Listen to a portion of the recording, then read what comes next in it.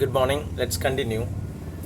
Chief Seattle spoke in the Lushootseed language, and there exist various versions of speech due to differences in translation. So, as I told you, it was a speech delivered by Seattle, and the language he used in this speech was Lushootseed language. That was their native language, and there are different versions of translation available for this speech. So we can see differences in the translations. However, the authenticity of the speech is doubted, as different versions of the same speech are in circulation. So we are not sure about the authenticity of this speech, because many versions of the speech is available. So we are not very sure about this. The translation of speech in flowery Victorian English published in Seattle Sunday Star by Henry S. Smith, a poet, doctor and early white settler of Seattle area, on 29 October 1887 is a combination of history and imagination. A second version, which appeared in the 1960s, was due to the effort of William Arrowsmith, who was interested in cleansing the passage of its Victorian and Greek overtones. Then the extract used in the text is based on Ted Perry's script made for the promotion of the environmental movie Home, which was produced in the US by the Southern Baptist Convention in 1972. Presently, scholars agree that all versions of speech are equally inauthentic. See, we are just talking about different versions of this translation. The first version is, Victorian English published in Seattle Sunday Star by Henry S. Smith. He's a poet, then doctor, and he was an early white settler. That is a problem. Of Seattle area, and on 29th October 1887 is a combination of history and imagination. So this is the first or another version of his translation, and it is said that this is a combination of history and imagination. അപ്പോൾ ഇദ്ദേഹം ലുഷൂട്ട്സീഡ് ലാംഗ്വേജിലാണ് ഇദ്ദേഹത്തിൻ്റെ പ്രസംഗം ഉണ്ടായിരുന്നത്. പക്ഷേ പ്രശ്നം എന്താണെന്ന് വെച്ച് കഴിഞ്ഞാൽ, അദ്ദേഹത്തിൻ്റെ ഈ ഒരു പ്രസംഗം പല ആളുകൾ പല രീതികളിൽ ട്രാൻസ്ലേറ്റ് ചെയ്യപ്പെട്ടിട്ടുണ്ട്. അതുകൊണ്ട് തന്നെ പ്രസംഗത്തിൻ്റെ വ്യത്യസ്ത വേർഷനുകൾ അവൈലബിൾ ആണ്. പലതും വൈരുദ്ധ്യങ്ങളാണ്, പല പ്രസംഗങ്ങളും വൈരുദ്ധ്യങ്ങളാണ്. അപ്പോൾ അതിന് എക്സാമ്പിൾ പറയുന്നുണ്ട് ഇവിടെ. സിയാറ്റിൽ സൺഡേ സ്റ്റാർ പബ്ലിഷ് ചെയ്തിട്ടുള്ള ഹെൻറി എ സ്മിത്ത് എന്ന് പറയുന്ന ഒരു ഡോക്ടറും കവിയും കൂടിയായിട്ടുള്ള ഒരു എഴുത്തുകാരൻ, അദ്ദേഹം white സെറ്റിലറായിരുന്നു.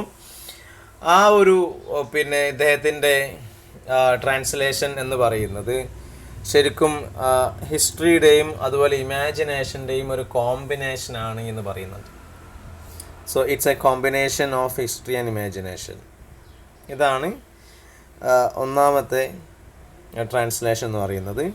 Then we have a second version which appeared in 1960s, was due to the effort of William Arrowsmith. It was translated by William Arrowsmith. Okay. അതുപോലെ the extract used in the textbook is based on Ted Perry's script made for promotion of the environmental movie Home. നമ്മുടെ text ബുക്കിൽ ഉപയോഗിച്ചിരിക്കുന്ന ഈ script എന്ന് പറയുന്നത് Ted പെറിയുടെ സ്ക്രിപ്റ്റാണ്. അദ്ദേഹത്തിൻ്റെ ഒരു environmental മൂവിയായ home എന്ന് പറയുന്ന മൂവിയുടെ പ്രൊമോഷന് വേണ്ടി ഉപയോഗിച്ചിരിക്കുന്ന ആ ഒരു സ്ക്രിപ്റ്റാണ് ഇവിടെ ഉപയോഗിച്ചിട്ടുള്ളത്.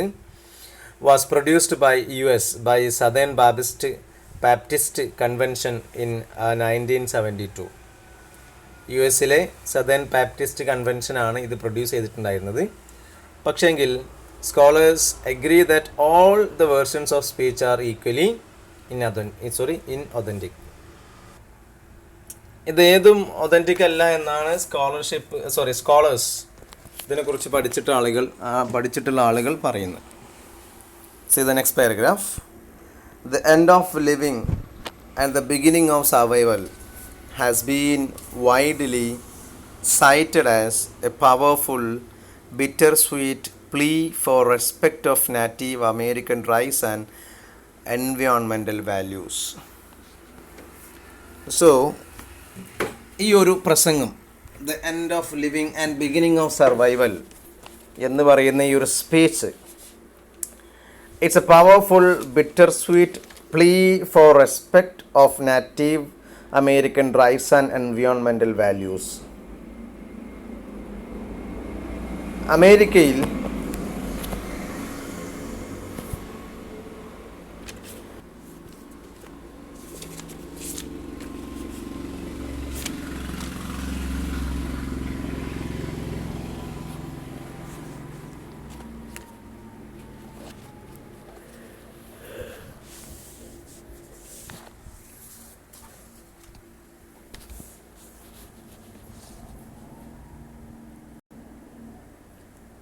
അപേക്ഷിക്കുന്ന ഒരു പ്രസംഗമാണ്.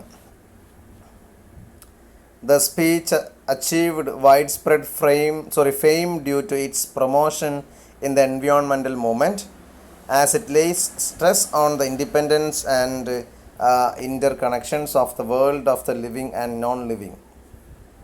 മാത്രമല്ല, ഈ പ്രസംഗത്തിൻ്റെ പ്രത്യേകത, ഈ പ്രസംഗം ലോകത്താകമാനം പ്രസിദ്ധി നേടിയിട്ടുണ്ട്. അതിൻ്റെ കാരണം എന്ന് പറഞ്ഞാൽ, ശരിക്കും ജീവനുള്ളതും ജീവനില്ലാത്തതുമായിട്ടുള്ള എല്ലാ വസ്തുക്കളുടെയും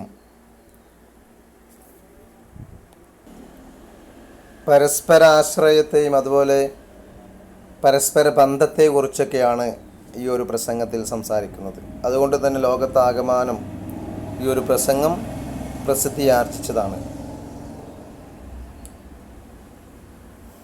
Man, Chief Seattle reminds us, did not weave the web of life.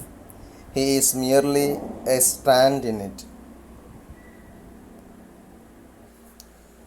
മനുഷ്യൻ എന്ന് പറയുന്നത്, മനുഷ്യനെ കുറിച്ച് സിയാറ്റിൽ പറയുന്നത്, he did not weave the web of life. ജീവിതം എന്ന് പറയുന്ന വല നെയ്തുണ്ടാക്കിയത് മനുഷ്യനല്ല. he is merely a strand in it. ശരിക്കും മനുഷ്യൻ എന്ന് പറയുന്നത് ആ ഒരു വലയുടെ ഒരു കണ്ണി മാത്രമാണ്. അതായത് മനുഷ്യനെ സംബന്ധിച്ച് മനുഷ്യനൊരു വിചാരമുണ്ട്, ലോകം ഉണ്ടാക്കിയത് അല്ലെങ്കിൽ ലോകം നിലനിൽക്കേണ്ടത് മനുഷ്യന് വേണ്ടിയാണ് എന്നുള്ള ഒരു വിചാരം, തെറ്റായ വിചാരമുണ്ട് മനുഷ്യന്. അതുകൊണ്ട് തന്നെ മനുഷ്യൻ അവൻ്റെ ഇച്ഛപ്രകാരം, അവൻ്റെ ഇഷ്ടപ്രകാരം അവൻ ഭൂമിയെ, പരിസ്ഥിതിയെ മാറ്റിമറിക്കുന്നുണ്ട്. പരിസ്ഥിതിക്ക് കോട്ടങ്ങളുണ്ടാക്കുന്ന രീതിയിൽ പ്രവർത്തനങ്ങൾ, മറ്റു ജീവജാലങ്ങൾ ഈ ലോകത്ത് ജീവിക്കേണ്ടതാണ് എന്നുള്ള യാതൊരുവിധ തോന്നലുകളുമില്ലാത്ത മനുഷ്യൻ അവൻ്റെ ഇച്ഛക്കനുസരിച്ച് ഭൂമിയിൽ മാറ്റങ്ങൾ കൊണ്ടുവരുന്നുണ്ട്. അപ്പോൾ ഇവിടെ സിയാറ്റിൽ പറയുന്നത്, man did not weave the web of life, he is merely a strand in it. That means non-human life too has intrinsic values, not depend on a scale of their utility.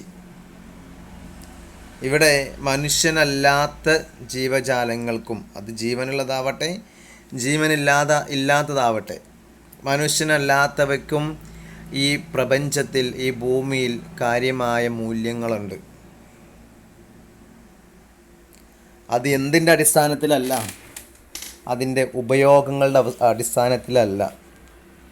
ഈ ഭൂമിയിൽ എന്തു ജീവജാലങ്ങളുണ്ടോ അല്ലെങ്കിൽ ജീവനില്ലാത്തവയുണ്ടോ അതിനൊക്കെ അതിൻ്റേതായ മനുഷ്യനുള്ള പോലെ തന്നെ ഒരു value ഈ പറയുന്നതിനൊക്കെ ഉണ്ട്. ഈ ഭൂമി എന്ന് പറയുന്നത് ശരിക്കും ഒരു വെബാണെങ്കിൽ, ഒരു വലയാണെങ്കിൽ, മറ്റു വസ്തുക്കളെപ്പോലെ തന്നെ മനുഷ്യനും ആ വലയുടെ ഒരു കണ്ണി മാത്രമാണ്. അല്ലാണ്ട് മനുഷ്യനുണ്ടാക്കിയ വലയല്ല അത്. Then Chief Seattle's speech placed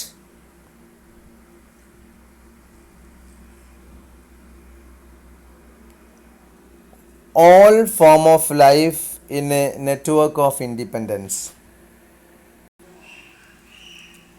അദ്ദേഹത്തിൻ്റെ ഈ സ്പീച്ചിലുടനീളം നമുക്ക് കാണാൻ സാധിക്കുന്നത് ഈ പ്രപഞ്ചത്തിലെ എല്ലാ ജീവജാലങ്ങളും സ്വതന്ത്രമായ ഒരു നെറ്റ്വർക്കിൻ്റെ ഭാഗമാണ്.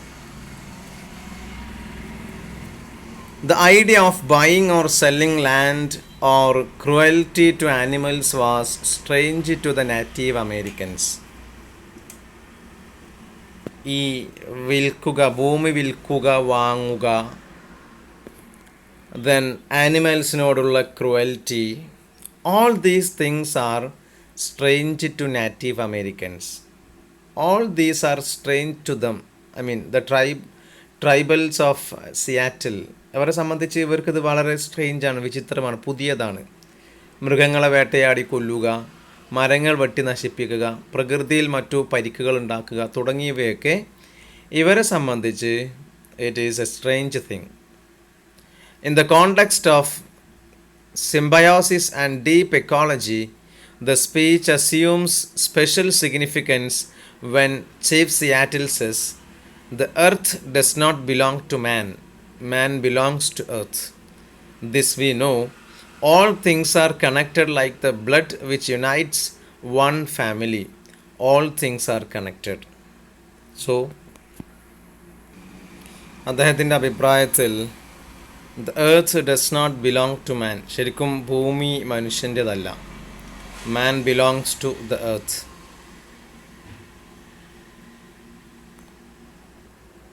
മനുഷ്യനാണ് ഭൂമിയുടെ ഭാഗമാണ്, അല്ലാതെ മനുഷ്യൻ്റെ ഭാഗമല്ല ഭൂമി, അല്ലെങ്കിൽ മനുഷ്യൻ്റേതല്ല ഭൂമി. ദിസ് വി നോ, നമുക്കറിയുന്ന കാര്യമാണ്. All things are connected like the blood which unites one family. ഒരു ഫാമിലിയെ കണക്ട് ചെയ്യുന്ന പോലെ, ബ്ലഡ് കണക്ട് ചെയ്യുന്ന പോലെ എല്ലാ കാര്യങ്ങളും പരസ്പരം കണക്ട് ചെയ്യപ്പെട്ടതാണ്. നമ്മുടെ ഭൂമിയിലെ ജീവജാലങ്ങളൊക്കെ പരസ്പരം കണക്ട് ചെയ്യപ്പെട്ടത്. All things are connected. നോക്കിയേ, നമ്മൾ മരം, മറ്റു ഭൂമിയിൽ എന്തെല്ലാം സാധനങ്ങളുണ്ടോ അതൊക്കെ പരസ്പരം കണക്ട് ചെയ്യപ്പെട്ടതാണ്. നമ്മളെ സംബന്ധിച്ച് ഭൂമിയിലെ ജീവജാലങ്ങൾക്കോ മറ്റു ജീവനില്ലാത്തവയ്ക്കോ കോട്ടം വരുത്തുക, പരിക്കേൽപ്പിക്കുക എന്നുള്ളത് നമ്മളെ സംബന്ധിച്ച് തെറ്റാണ്. കാരണം ആ ഒരു സാധനവും നമ്മൾ നശിപ്പിക്കുന്നതെന്തോ അത് നമ്മുടെ ഭാഗം തന്നെയാണ്. അപ്പോൾ ശരിക്കും നമ്മൾ നമ്മുടെ ഒരു ഭാഗത്തിനെ തന്നെയാണ് നശിപ്പിക്കുന്നത്. ഇതാണ് സിയാറ്റലിൻ്റെ അഭിപ്രായം. ഇത് ശരിയാണ്. ഇനി നമ്മൾ ഈ ഒരു ചാപ്റ്ററിലേക്ക് കടക്കും. അടുത്ത ക്ലാസ്സിലാണ് ഈ ചാപ്റ്ററിലേക്ക് കടക്കുക. Okay, thank you.